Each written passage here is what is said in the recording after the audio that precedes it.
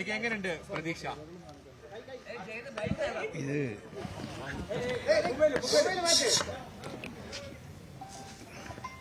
കേരളമൊട്ടാകെ ഭരണമാറ്റത്തിന് വേണ്ടിയിട്ടുള്ള ഒരു ശക്തമായ വികാരം കാണുന്നുണ്ട്.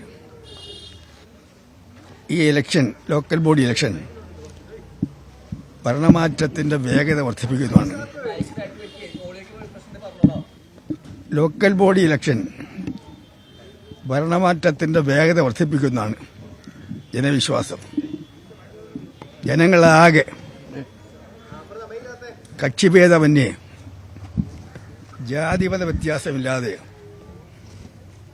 ഈ ഭരണം കൊണ്ട് മടുത്തു കഴിഞ്ഞിരിക്കാൻ ദുസ്സഹമായ ജനജീവിതം എല്ലാ അർത്ഥത്തിലും ദുസ്സഹമായിരിക്കും. ജീവിക്കാൻ വയ്യ, കിട്ടുന്ന വരുമാനം കൊണ്ട് ജീവിക്കാൻ വയ്യാത്ത സാഹചര്യമാണ്. അതുകൊണ്ട് ജനങ്ങൾ ആഗ്രഹിക്കുന്ന അതിവേഗത്തിലുള്ള ഭരണമാറ്റമാണ്.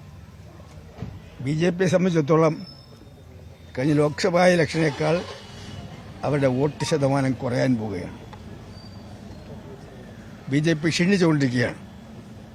ഭരണമാറ്റം ഉണ്ടാക്കാൻ കഴിയുന്ന ഏക മുന്നണി UDF ഐക്യ ജനാധിപത്യ മാത്രമാണ്. അതുകൊണ്ട് അതിവേഗം ഭരണമാറ്റം ആഗ്രഹിക്കുന്ന ജനങ്ങൾ, തുടർഭരണം കൊണ്ട് ജീവിതം ദുസ്സഹമായ ജനങ്ങൾ ഈ ഇലക്ഷനിൽ ഐക്യ ജനാധിപത്യത്തിന് അനുകൂലമായി വലിയ തോതിൽ വോട്ട് ചെയ്യുമെന്നാണ് എൻ്റെ പ്രതീക്ഷ. അതുകൊണ്ട് ഇത്തവണ ഒരു വൻ വിജയം, കഴിഞ്ഞ തെരഞ്ഞെടുപ്പിനേക്കാൾ ഒരു വൻ വിജയം UDF ഉണ്ടാകുമെന്നാണ് എൻ്റെ ഉറച്ച വിശ്വാസം. ഇഷ്യൂസ് ഒന്നുമില്ല. ജനങ്ങൾക്ക് ജീവിക്കാവുന്ന വൃത്തിയിൽ, അതാണ് ഏറ്റവും വലിയ പ്രശ്നം. കറണ്ട് ചാർജ്, വാട്ടർ ചാർജ്, ഗവൺമെന്റിന് കിട്ടുന്ന എല്ലാ ആനുകൂല്യങ്ങളുടെയും ചാർജ് വർദ്ധിപ്പിക്കൽ, വില വർധന, ജനജീവിതം ദുസ്സഹമായിരിക്കുകയാണ്. അതാണ് ഏറ്റവും വലിയ പ്രശ്നം. ജനങ്ങൾക്ക് ജീവിക്കാൻ നിവൃത്തിയില്ല.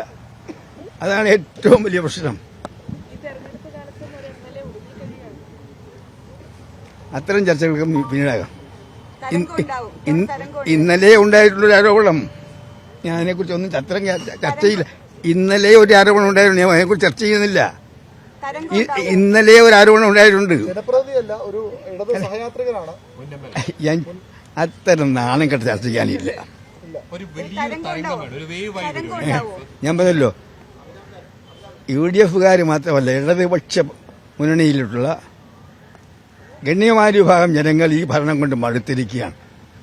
ഇടതുപക്ഷം നന്നാകണമെങ്കിൽ അവർക്ക് ഷോക്ക് ട്രീറ്റ്മെന്റ് വേണമെന്ന് ആഗ്രഹിക്കുന്നത് UDFകാർ മാത്രമല്ല, ഇടതുപക്ഷ മുന്നണിക്ക് അനുകൂലമായി കഴിഞ്ഞ തെരഞ്ഞെടുപ്പുകൾ വോട്ട് ചെയ്ത നല്ലൊരു വിഭാഗം ജനങ്ങൾ ഇത്തവണ ഞങ്ങൾക്ക് വോട്ട് ചെയ്യും എന്നാണ് വിശ്വാസം. മതിയോ?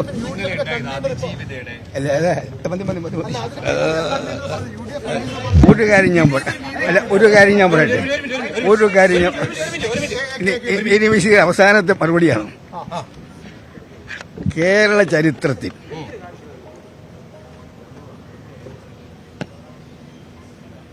ഒരാരോപണം ഉണ്ടായപ്പോൾ, MLAക്കെതിരെ ആരോപണം ഉണ്ടായപ്പോൾ